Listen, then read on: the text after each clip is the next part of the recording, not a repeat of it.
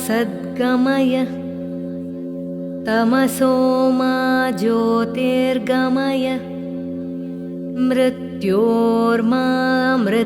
गमय।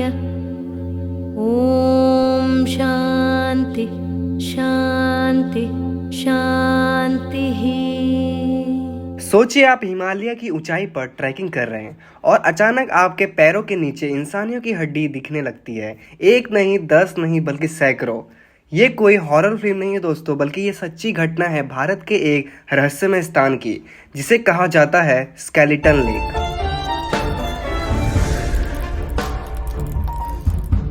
भारत के उत्तराखंड में लगभग 16,500 फीट की ऊंचाई पर हिमालय के एक पहाड़ियों के बीच एक झील बसा है, जिसका नाम रूपकुंड लेक रखा गया है।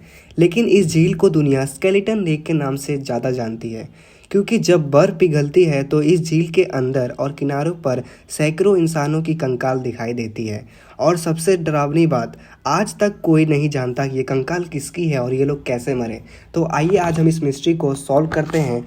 इस रहस्य की शुरुआत सन 1942 में जब एक ब्रिटिश फॉरेस्ट रेंजर जिसका नाम एच.के. मडवाल था, उसके द्वारा हुआ था। जब एच.के. मडवाल न्यूली अपॉइंटेड हुए थे ब्रिटिश फॉरेस्ट रेंजर के लिए, तब उनको पता था कि सबसे पहला काम उनको यही करना है कि लोगों के मन से भ्रम निकालना है। कैसा भ्रम कि वो स्केलेटन लेक यानी रूपकुंड लेक का जो स्केलेटन लेक का टैग पड़ा था, वो चाहते थे कि वो हट जाए और वहाँ पे जाके खुद इन्वेस्टिगेशन करे और अपना सच लोगों तक लाए।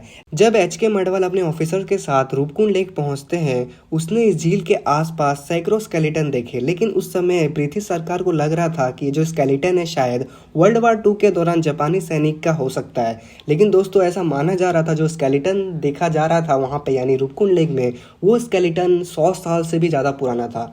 अब समझने वाली बात ये थी, ये स्केलेटन है किसका। तो कहीं ना कहीं ये बात इंडियन गवर्नमेंट को खटक रही थी कि ये स्केलेटन लेक आखिर है क्या, आखिर ये हड्डियाँ किसकी है।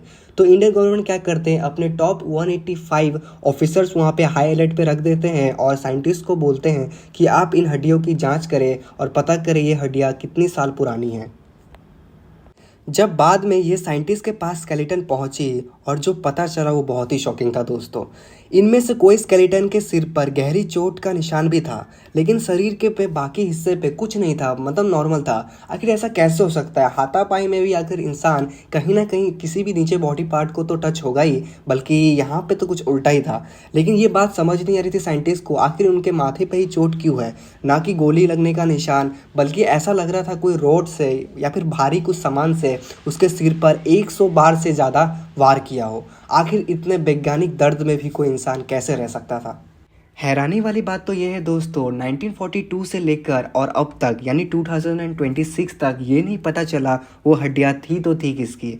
जब हमारी टीम उत्तराखंड जाती है और वहाँ के लोकल से गुफ्तगू करती है, तब उन्हें पता चलता है लोकल लोग के भी अलग ही विचार है। जो विचार मैं आगे आपको सुनाने जा रहा हूँ, आपको भी सोचने पे मजबूर कर देगी। हैरानी वाली बात तो यह है दोस्तों, 1942 से लेकर और अब तक यानी 2026 तक ये नहीं पता चला वो हड्डियाँ थी तो थी किसकी। जब हमारी टीम उत्तराखंड जाती है और वहाँ के लोकल से गुफ्तगू करती है, तब उन्हें पता चलता है लोकल लोग के भी अलग ही विचार है। जो विचार मैं आगे आपको सुनाने जा रहा हूँ, आपको भी सोचने पे मजबूर कर देगी। तो अभी भी रूपकुंड के बारे में कोई डिटेल पता नहीं कर पाए हैं। 80-85 साल हो गए हैं। हमारे पूर्वज, हमारे कम से कम 8-10 पीढ़ियाँ 20 पीढ़ियाँ तो इस वाण गांव में रहते हैं। तो हमारे जो पहले के पीढ़ी के दादा लोग थे, उनने पापा दादा को बताया, तो हमें भी यह कहानी मिली है। लोकल्स के अनुसार इस जगह से जुड़ी हुई पुरानी कहानी है, जिसको लेकर हमें सोचने पे मजबूर कर दी जाती है। कहते हैं लोकल्स, जब राजा रानी अपनी नर्तिका के साथ यात्रा कर रहे थे, तभी उन्होंने नंदा देवी का अपमान कर दिया था। यहाँ पे मैं बताना चाहूँगा, नंदा देवी अपने आप में ही एक देवी की रूप में आती है, जहाँ के लोग उसे पूजन रूप से अपना पूजते थे। जब यहाँ पे नंदा देवी का अपमान कर दिया जाता है, तो जो एरिया था यानी रूपकुंड का लेक था, उसे श्रापित बोल के श्राप दे दिया जाता है नंदा देवी द्वारा। जब ये बात राजा रानी को पता चलती है कि उनके एक अपमान से नंदा देवी ने इतना बड़ा श्राप दे दिया उस रूपकुंड लेक को, तब ये राजा रानी वहाँ स्वयं जाते हैं और माफ़ी मांगने की भी प्रयास करते हैं, लेकिन बहुत देर हो चुकी थी। जो नंदा देवी थी दोस्तों, उसको अपमान थोड़ा भी पसंद नहीं था, जिसकी वजह से उन्होंने श्राप दिया, वो आज तक उसे घायल कर रही थी। क्या आपको भी लगता है दोस्तों रूपकुंड लेक की यही कहानी है? लेकिन काफ़ी सारे लोकल्स के अनुसार और भी कई कई कहानी है, लेकिन उस कहानी को अगर हम बताने जाए तो आप भी थोड़े डाइवर्ट हो जाओगे, जिसके वजह से हमने एक सिंपल सा फंडा रखा है। जो मेजोरिटी कहानी थी वही हम आपको सुनाने जा रहे थे। लेकिन यहाँ पे सबसे एक भयंकर बात पता ये चलिए कि अभी भी लोग ये सोच के डरते हैं कि अगर हमने माता नंदा देवी का अपमान किया तो आज भी हम मर सकते हैं। तो कहीं ना कहीं डर अभी भी फैला हुआ है उस गाँव में, तो इसको लेकर कोई मजाक मस्ती नहीं होती है उस गाँव में।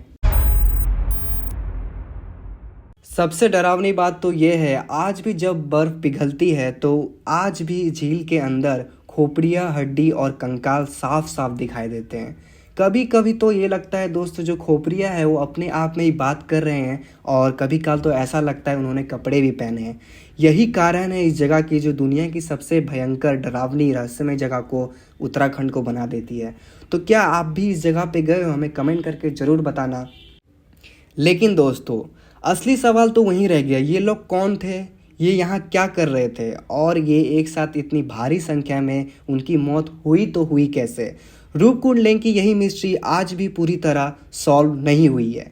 तो कैसी लगी आपको ये वीडियो, हमारी पहली वीडियो, वो भी इतनी अनसॉल्व मिस्ट्री के साथ? तो उम्मीद करता हूँ आप तक हमारे चैनल को सब्सक्राइब कर लिया होगा। तो मिलते हैं किसी और तड़कते भड़कते अनसॉल्व वीडियो के साथ। Till then good bye.